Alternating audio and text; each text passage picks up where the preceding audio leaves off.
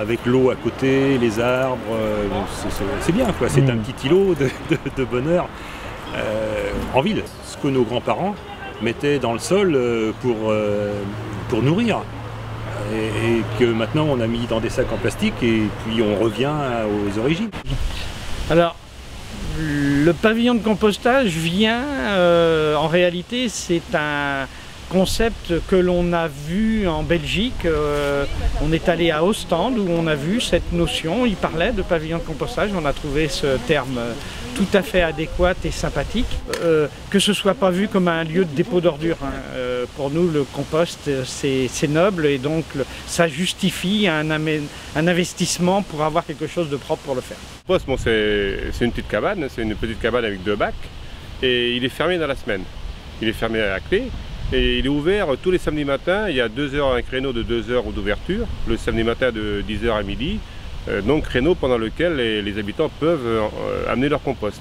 L'implication, en fait, le compost, on adhère à un groupe de personnes, c'est pas une association, c'est un groupe de personnes qui décident de participer au compost, donc d'amener son compost et tous les ans ou tous les 8 mois à peu près, de récupérer le compost pour mettre dans son jardin. Ces pavillons de compostage sont fabriqués par une association de réinsertion, ça fait partie de l'économie sociale et solidaire, association Atao, qui se trouve sur l'île de Nantes, non loin de l'Éléphant. Nantes Métropole peut avoir aussi un rôle peut-être dans l'avenir, moi je pense, parce que je travaille au nettoiement, par rapport à ce qui est les déchets de feuilles mortes, tout ce qui est carboné. Chaque projet est un projet à part entière, les contextes peuvent être très différents.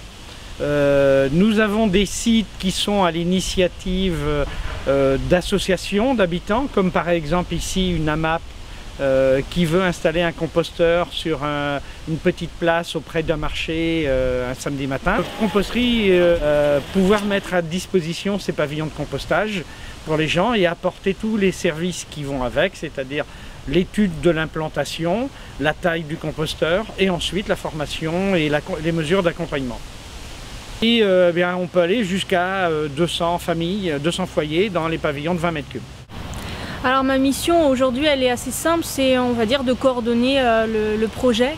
Mais aujourd'hui le projet en fait il vit de lui-même avec ses adhérents et avec les habitants qui y participent en fait. Être un relais d'information notamment ou de communication auprès des autres adhérents. Moi j'apprends sur le terrain en fait comme en fait tous les adhérents qui participent au projet. Chaque adhérent en fait est permanent à tour de rôle en fait. Donc en général 2 fois par an. Et le compost, vous en faites quoi vous personnellement? Alors moi j'ai un petit jardin donc je l'utilise vraiment pour mes plates-bandes, pour mes jardinières. Au bout de 8 mois et demi d'exploitation, on le récupère donc on peut dire qu'on aura une récupération de compost 1 fois par an.